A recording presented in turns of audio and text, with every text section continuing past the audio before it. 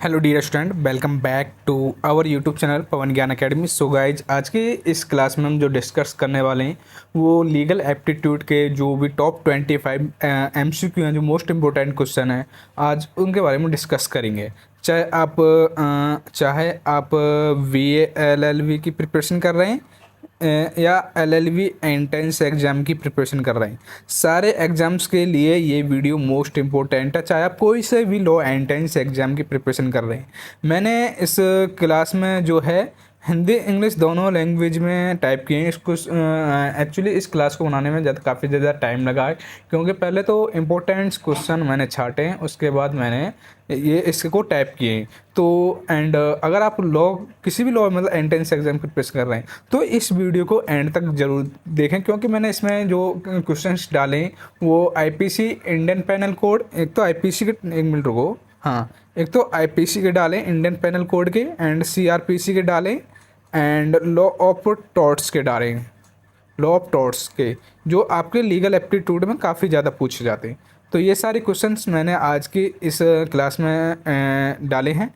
And जो भी 2024-2025 के लिए कर रहा है तो उनके लिए मैं लास्ट में टिप्स बताऊंगा, ट्रिक्स बताऊंगा एंड ई बुक बताऊंगा, एंड कैसे आप अच्छा खासा स्कोर कर सकते हैं अपने लॉ एंट्रेंस एग्जाम में, वो मैं एंड में बताऊंगा आपको। मतलब PDF कैसे प्रोवाइड आएगी, नोट्स कैसे प्रोवाइड होंगे, क्योंकि अगर आपके एग्जाम्स में कम समय बचा है तो मैं उसकी टिप्स एंड ट्रिक्स में वीडियो के एंड में बताऊंगा।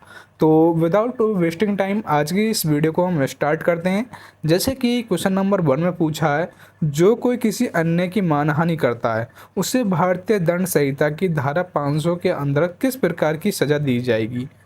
Whoever defames another shall be punished with which kind of the punishment under section 500 of IPC? मतलब किस तरह की सज़ा मिली जाएगी जो किसी अन्य की मानहानि करता है? तो उसे साधारण कारावास या कठोर कारावास, या तो साधारण या कठोर कारावास, या केवल जुर्माना, किस मतलब सज़ा से उसको मतलब दिया जाएगा IPC का? तो 500 के अंदर। तो डियर स्टूडेंट, जो आपका सेक्शन 500 जो आता है सो सिंपल इम्प्रूवमेंट मतलब साधारण कारावास के अकॉर्डिंग आता है। तो क्वेश्चन नंबर 1 का option number 1 is the right answer हो जाएगा। एंड अब बात करते हैं क्वेश्चन नंबर 2 के बारे में। सो गाइज, क्वेश्चन नंबर 2 भी वेरी वेरी इंपॉर्टेंट क्वेश्चन है, IPC का क्वेश्चन है। इसमें पूछा है कि एक व्यक्ति उसी नाम का एक अमीर बैंकर होने का दिखावा करके ठगी करता है, एक धोखा देता है, मतलब किसी बैंक से अमीर आदमी बनकर मतलब उसको धोखा देना, वो मतलब किस चीट करना, तो वो किस आपका किस IPC के किस सेक्शन के थ्रू आएगा? तो IPC की धारा 415 के तहत प्रतिरूपण, या IPC की धारा 416 के तहत प्रतिरूपण, या IPC की धारा 417 के तहत प्रतिरूपण, या IPC की धारा 418 के तहत प्रतिरूपण। What is the correct answer? Question number 2, किसी बैंक के साथ अमीर व्यक्ति बनकर उसके दिखावा मतलब चीट करना, धोखा देना, ये IPC का सेक्शन 416 416 के थ्रू आता है। तो section 416 of IPC, option number B is the right answer हो जाएगा। एंड अब बात करते हैं क्वेश्चन नंबर 3 के बारे में, तो इसमें पूछा है कि भारतीय दंड संहिता की धारा 103 के अंतर्गत संपत्ति की निजी रक्षा का अधिकार मृत्यु कारित करने तक विस्तारित होता है यदि अपराध निम्न प्रकार का है।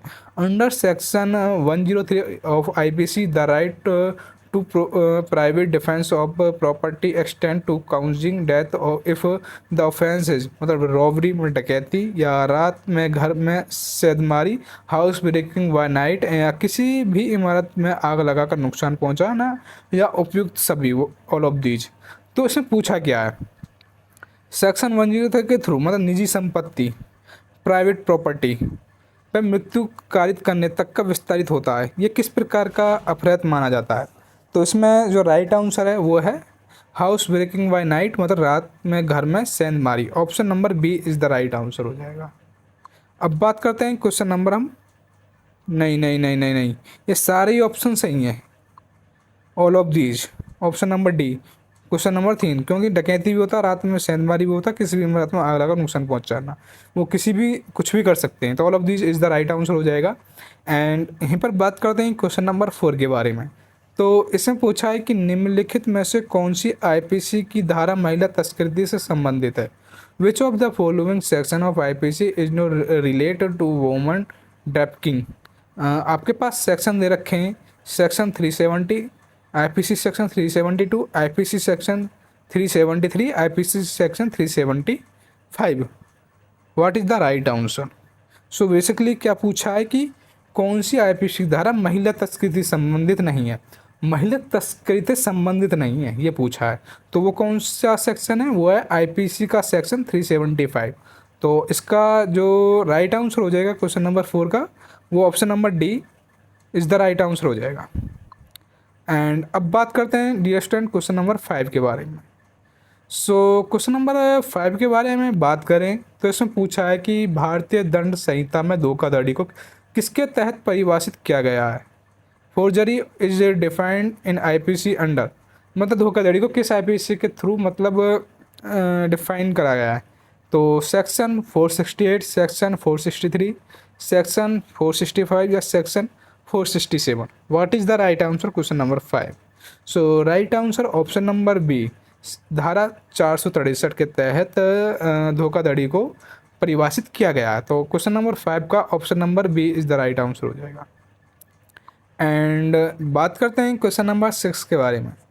तो इसमें पूछा जब कोई मंदिर में प्रतिमा तोड़ने का प्रयास करता है तो भारतीय दंड संहिता आईपीसी की कौन सी धारा लागू होती है?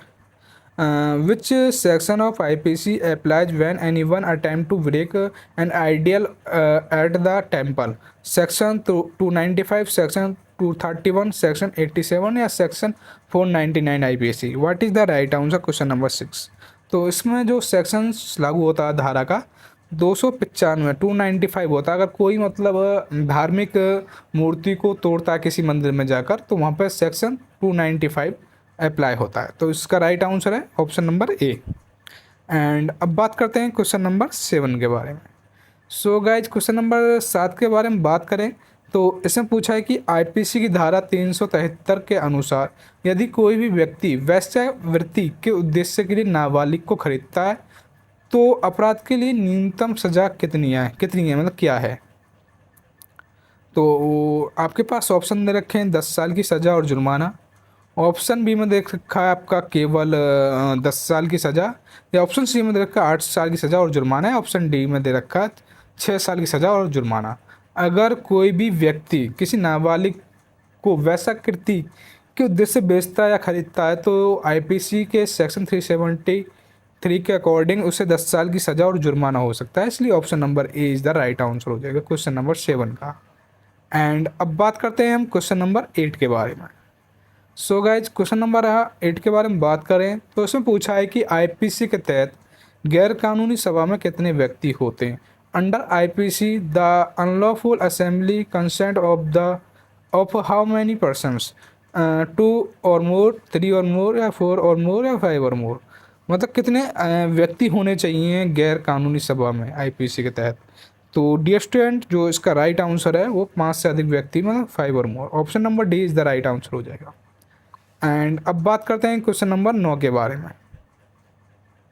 सो गाइज क्वेश्चन नंबर 9 में बात करें तो क्वेश्चन नंबर 9 में पूछा है कि आईपीसी की धारा 376 के अकॉर्डिंग मतलब अनुसार अगर किसी व्यक्ति को दुख पहुंचाने, गुलामी करने आदि के लिए अपहरण या अपहरण किया जाता है तो अपराध की सज़ा क्या होगी?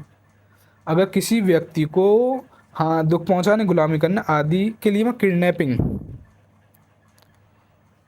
मतलब अपहरण किया जाता है तो उसके लिए सज़ा कितनी होगी? ऑप्शन ए में दे रखा है 10 साल की सज़ा और जुर्माना।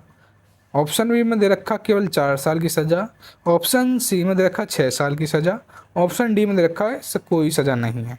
अगर कोई भी व्यक्ति किसी को दुख और गुलामी मतलब किडनैपिंग करता है इसके अकॉर्डिंग तो आईपीसी के सेक्शन 367 के अकॉर्डिंग उसे जो है कितने साल की सज़ा होगी ये आपको कमेंट बॉक्स में लिखना है। केवल 4 साल की सज़ा, 10 साल की सज़ा और जुर्माना, 6 साल की सज़ा या कोई सज़ा नहीं, इसको आपको कमेंट बॉक्स में लिखना है। देखते हैं आपकी प्रिपरेशन कितनी है। एंड अब बात करते हैं क्वेश्चन नंबर 9, ये आपको कमेंट बॉक्स में बताना है। क्वेश्चन नंबर 10 के बारे में पूछें तो इसमें पूछा है क्वेश्चन नंबर 9 का जो आंसर है कोई गूगल नहीं करेगा, वो डायरेक्ट बताएगा। क्वेश्चन नंबर 10 में पूछा है विभिन्न न्यायालयों के अधिकार क्षेत्र में स्थित अचल संपत्ति के संबंध में बात दायर करने का स्थान प्रदान किया गया है। सीपीसी की धारा 17 के अंतर्गत, सीपीसी की धारा 18 के अंतर्गत, या सीपीसी की धारा 19 के अंतर्गत, या सीपीसी की धारा 20 के तहत? What is the correct answer? Question number 10। तो इसमें क्या पूछा है कि अचल संपत्ति के संबंध में वाद दायर करने के स्थान प्रदान किया गया है। तो वो क्या गया है? सीपीसी की धारा 17 के अंतर्गत। तो option number A is the right answer हो जाएगा।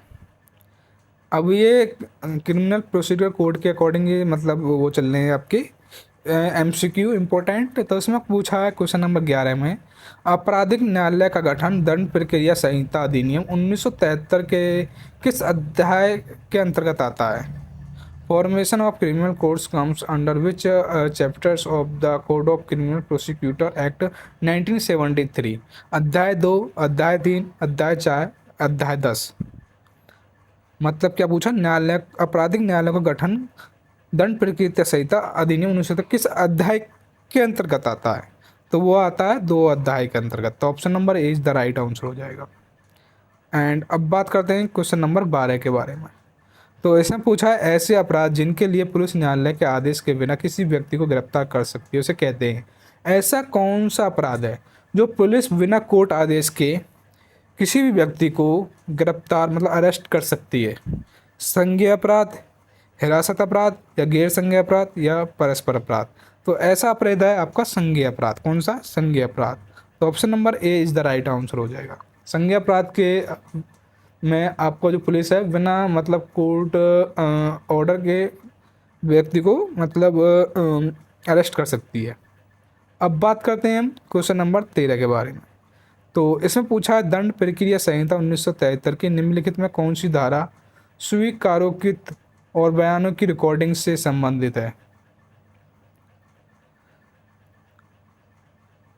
Which of the following section of the Code of Criminal Procedure 1973 deals with recording of confessions and statements? CrPC की धारा 134, या सेक्शन 109 ऑफ सीआरपीसी, या सेक्शन 178 ऑफ सीआरपीसी, या section 164 of CrPC? What is the correct answer? Question number 13। So right answer of the section 164 of CrPC. CrPC की धारा 164 के through इसको मतलब स्वीकृत बयान और रिकॉर्डिंग से संबंधित है। तो option number D is the right answer हो जाएगा। अब बात करते हैं क्वेश्चन नंबर 14 के बारे में। So guys question number 14 also is very very important question. इसमें पूछा ऐसे अपराध जिनके लिए पुलिस न्यायालय के आदेश के बिना व्यक्ति को गिरफ्तार कर सकती है। ये मैंने आपको अभी बताया था, वो है संज्ञेय अपराध। ये अभी पिछले लास्ट क्वेश्चन में बताया था, ये दोबारा रिपीट हो गया। एंड क्वेश्चन नंबर 15 में पूछा है कि सीआरपीसी की किस धारा के तहत मजिस्ट्रेट को एक आपराधिक शिकायत की जा सकती है? सीआरपीसी की कौन सी ऐसी धारा है जिसमें मतलब मजिस्ट्रेट को डायरेक्ट शिकायत मतलब कंप्लेंट कर सकते हैं? सेक्शन 200 या 170 या 180 190? तो सेक्शन 200 के थ्रू सीआरपीसी के डायरेक्ट मजिस्ट्रेट मतलब न्यायाधीश को हम शिकायत कर सकते हैं, कंप्लेंट कर सकते हैं। एंड अब बात करते हैं क्वेश्चन नंबर 16 के बारे में। तो इसमें पूछा है, दंड प्रक्रिया संहिता 1973 की निम्नलिखित में से कौन सी धारा? ये भी मैंने अभी बताया था आपको, सीआरपीसी की सेक्शन धारा 164, ये भी दोबारा रिपीट हो गया है। एंड अब बात करते हैं क्वेश्चन नंबर 17 के बारे में। तो डियर क्वेश्चन नंबर 17 में पूछा, दंड प्रक्रिया संहिता सीआरपीसी की निम्नलिखित धाराओं में से कौन सी ऐसी धारा पीड़ित मुआवजा योजना से संबंधित है? तो धारा 357 ए, धारा 280 ए, धारा 437 ए, या धारा 287 ए 87 D? What is the correct answer? Question number 17। So right answer section 357 ए। तो option number A is the right answer हो जाएगा। ये मुआवजा धारा पीड़ित मुआवजा से रिलेटेड है। एंड अब बात करते हैं क्वेश्चन नंबर 18 के बारे में। So guys question number 18 is very very important question. ये है, दंड प्रक्रिया संहिता 1973 सीआरपीसी धारा 39 और 40 में कुछ अपराधों कमीशनों के बारे में जानकारी देना अनिवार्य है। ऐसी जानकारी दी जा सकती है मजिस्ट्रेट और पुलिस अधिकारी को, स्थानीय टीवी चैनल को, एक वकील को, केवल एक पुलिस अधिकारी को? What is the right answer? तो ये केवल मजिस्ट्रेट और पुलिस अधिकारी को दी जा सकती है ये मतलब जानकारी कि कुछ अपराधों के बारे में। एंड अब बात करते हैं क्वेश्चन नंबर 19 के बारे में। सो गाइज क्वेश्चन नंबर 19 के बारे में बात करें तो इसमें पूछा किस मामले में पुलिस किसी व्यक्ति को बिना वारंट के गिरफ्तार कर सकती है। 7 साल से कम अवधि का कारावास, या युक्त दंडनीय अपराध किया हो, या जब अदालत में उसकी उपस्थिति सुनिश्चित हो जाती हो, या जब कोई व्यक्ति जब कोई संज्ञेय अपराध करता है, असंज्ञेय अपराध करता है। ऑप्शन नंबर डी, जब 7 साल से अधिक अवधि का कारावास युक्त दंडनीय अपराध किया गया हो। What is the correct answer? तो राइट आंसर है, अगर कोई व्यक्ति जिसने 7 साल से अधिक अवधि वाला जो कारावास मतलब अपराध किया गया हो, तो उसमें मतलब पुलिस उसे डायरेक्ट मतलब अरेस्ट कर सकती है। तो इसका भी right answer option number D हो जाएगा। एंड अब बात करते हैं क्वेश्चन नंबर 20 के बारे में। तो इसमें पूछा है जब एक पंजीकृत पेशेवर नर्स के पद के लिए, ये आपका लॉ ऑफ टॉर्ट्स का क्वेश्चन है, ये वेरी वेरी इंपॉर्टेंट क्वेश्चन है। जब एक पंजीकृत पेशेवर नर्स के पद के लिए साक्षात्कार किया जा रहा होता है, तो आवेदक को एक जानबूझकर किए गए अत्याचार के एक उदाहरण की पहचान करने के लिए किया जाता है। तो उचित उत्तर क्या है? लापरवाही, नेग्लिजेंस, या अनाचार, कर्तव्य का उल्लंघन, या गैरकानूनी कारावास। तो इसका जो राइट आंसर है क्वेश्चन नंबर 20 का, वो है गैरकानूनी कारावास। Option number D is the right answer हो जाएगा। अब बात करते हैं क्वेश्चन नंबर 21 के बारे में। तो इसमें पूछा है कौन से ऐसे शब्द हैं जो दिखने में निर्दोष लगते हैं लेकिन उनका अर्थ अव्यक्त रूप से अपमानजनक होता है। मानहानि, बदनामी, संकेत, या उपरोक्त में से कोई नहीं। What none of these.